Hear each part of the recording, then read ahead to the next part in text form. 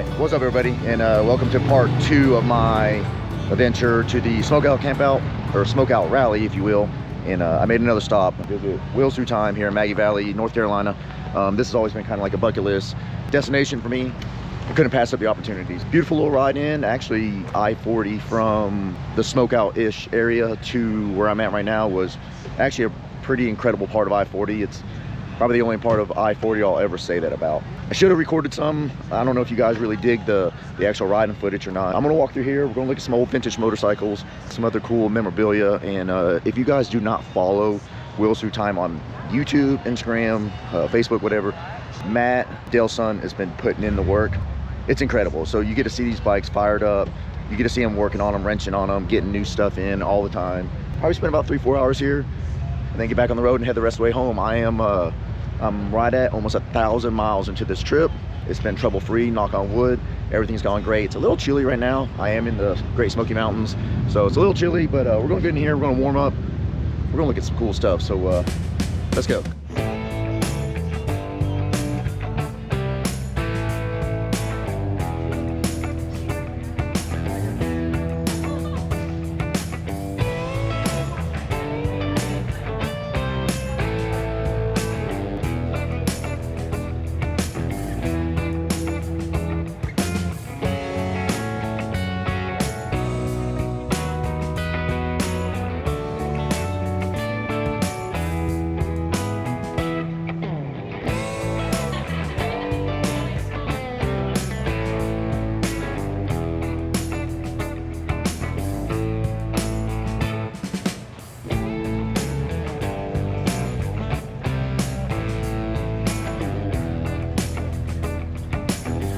This thing must be one of those kind of carnival style bikes, because the axle, as you can see, front and rear are offset, so the bike's gonna kind of ride a little wompy, not be the smoothest. Definitely not something I want to ride a lot of miles on, but I bet this thing was fun when it was created back in the day.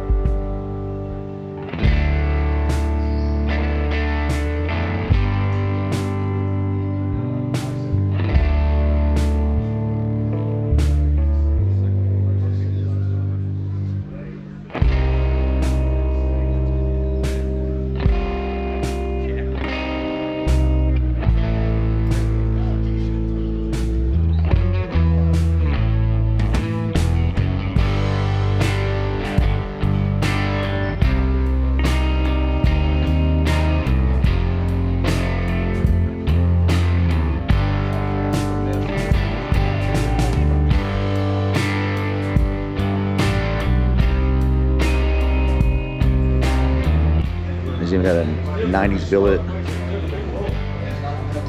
wheel there, but just like fenders and tanks and, you know, bits and pieces, man. This is just,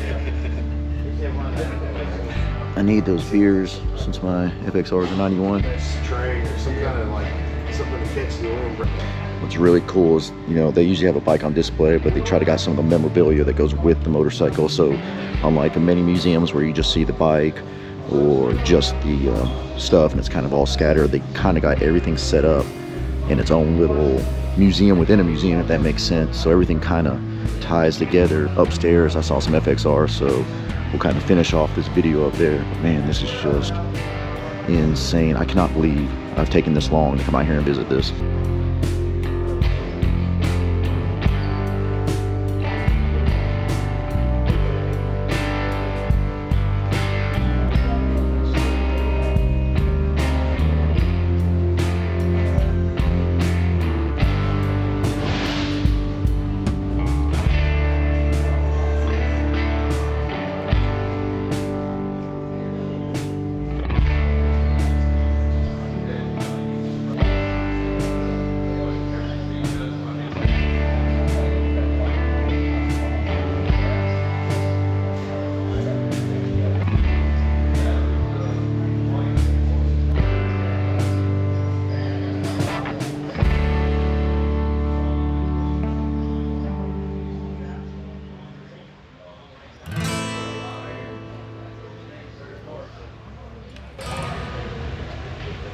This one was on a recent YouTube video for them, well, maybe a couple months ago, but you can definitely check that bike out. Them getting it up and running and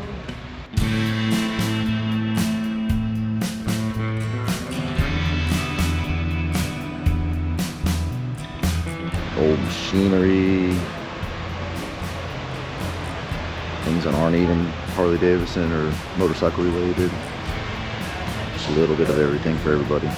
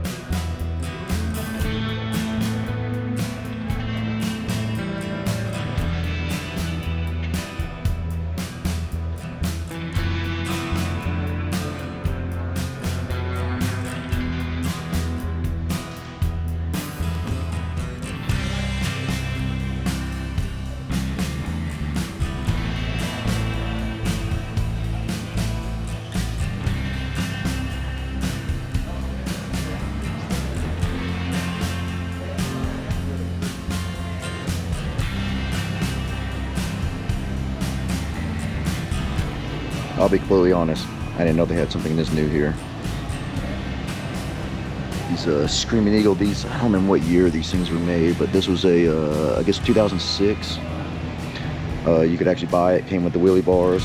This was a drag race ready bike straight from Harley-Davidson, marked for racing only. This was, graphics were added on there, but you know, this is pretty much how it came set up. I think it had a slightly different pipe, I could be wrong. But yeah, they were drag race ready bikes. You could buy them direct through Harley. I don't know what the cost on them were. I don't know what the production numbers were, but it was definitely a cool thing that they did. Some old race leathers. Some more really cool race stuff. Another cafe bike back here. Some more drag bikes. Big old drag slick on the back of this thing. Still like a stock frame, but obviously built to drag. I think it's super cool. Got a little Hummer tank on it. Got a Pan Am. Got a Pan head. Little Hummer tank. Still a stock wishbone frame. This is a 50th anniversary Sportster. This one's probably a 77-ish. If I had to guess. I don't know how to read the VIN number, so I don't know, but pretty sure that decal and everything is from an 81. You got an 81 lowrider right here.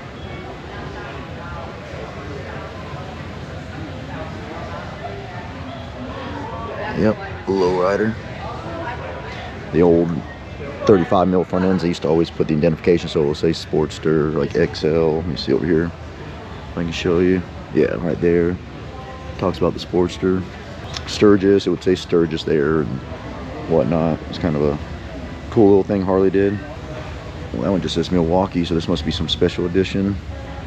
So I don't know a whole lot about the Ironhead Sportster lineup, so I still got quite a bit to learn there. But XLS, that's the model for that one. This one is just Sportster. And also, just for G-Wiz information, if you ever see this AMF, if it's a factory painted bike, AMF, and 81 was the last year, you'll see an AMF tagged on Harley. So I believe it went from 70 to 81.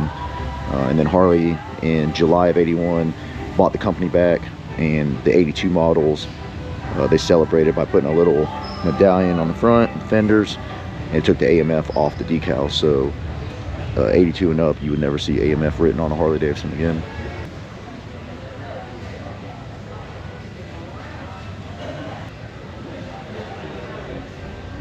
That's cool. It's ridden this bike all over the world there.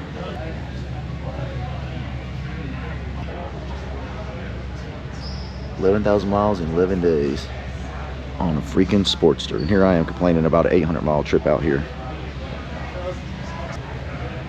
There it is. The only FXR in the entire fleet. So this is going to be last year's shovel, first year, I think it's the RT. Don't correct me if I'm wrong. But first year the bags and the fairing, last year the shovel head. Second year production for the bike itself. 39,000 miles. Hell yeah. Pretty cool bicycles over here. Like I said, this museum's got a little bit of everything, which just makes it that much cooler. 95th anniversary. My dad just picked up a Heritage Springer 95th anniversary. His is just going to be the dark color, and then it has a stripe that goes around. That's that light color. The same badging. So this is a 1998. Super cool. 84. Yep, 84. So the first year of the Evo. Just like I explained back there with the FXR. I've always loved this paint scheme right here. Kind of one of the last limited models they did as the AMF brand. The Heritage Edition.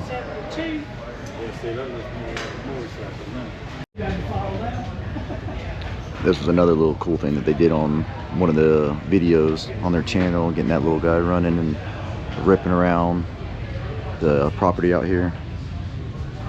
Super cool. I definitely encourage you guys to go back and watch some of their videos, because it's definitely not just a learning lesson, but they're actually really well done and very cool to watch.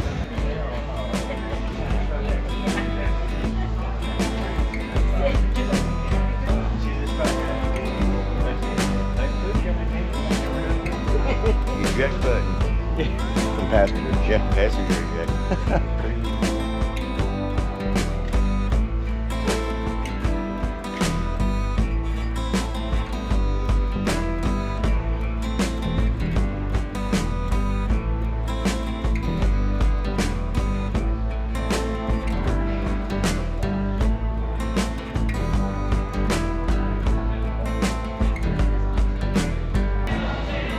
Pretty crazy tank on that bike.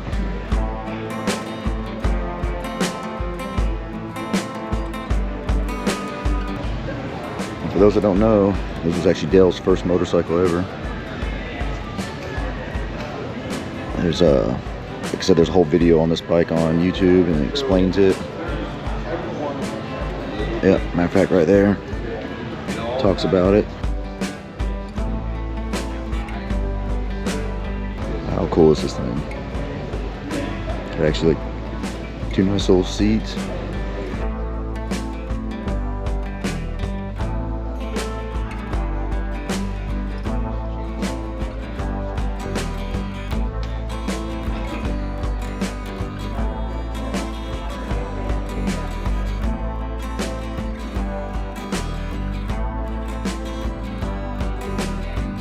I'm definitely not getting that kind of gas mileage.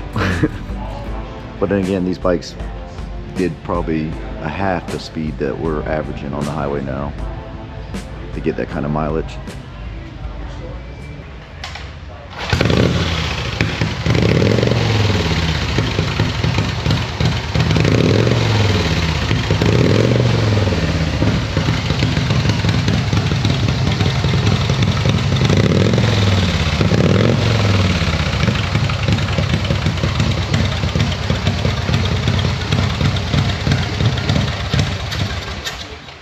All right, so I was walking around and I see this, I don't know, kind of look familiar, guy from behind, you know that old story, how it goes.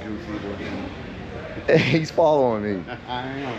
So he was actually heading to Asheville, and this is what, like 30, 40 minutes out, a little bit out of his way, but he didn't even text me or nothing to say he was gonna be here. So we're gonna walk around a little bit more, we're gonna see some stuff, but I feel like I pretty much, the video kind of is coming to a slow end. I'm gonna walk around outside. There's a few little buildings and stuff outside. We'll catch those. But as far as the inside goes, I'm gonna focus a little more on like looking at some cool stuff, walk around with Coley a little bit, and then we'll pick back up when I step outside. Yeah.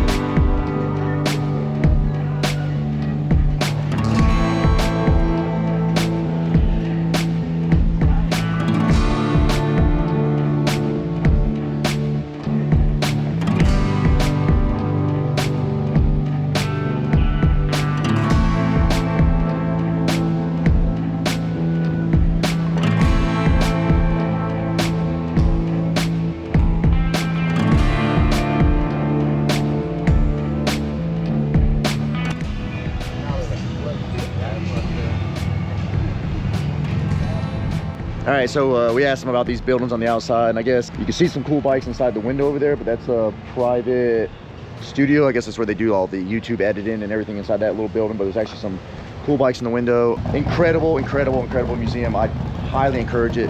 Like I said inside there, I can't believe it took me this long to visit this place. It's been on kind of my radar. I just haven't been in the vicinity, honestly, and coming out to the smokeout gave me the perfect excuse to visit this wonderful museum. I mean, everything's right there. I mean, I'm not saying to touch it or whatever, but you can stand above it, look around it. You're not looking at it from afar. Well done, well executed. Like, man, I've definitely visited. Anytime I come through this area, I want to peep through there, because I'm sure there's gonna be stuff that I didn't notice this time around that I would see the next time. I'm gonna cut the video off. I got another 600 something miles to head home. Coley's riding back to Asheville, and then he's gonna head home. It's looking like right now the next actual adventure trip, if you will, is gonna be Born Free, Texas. I'm trying to make the Thunder Max, but that's literally next weekend, and I gotta just look at my schedule, see what I can do. Thank you guys for tuning in as always, and I hope you guys get out, enjoy your motorcycles, enjoy life, have fun, make the most of it, because you only get one. So until next time, y'all take care. Peace.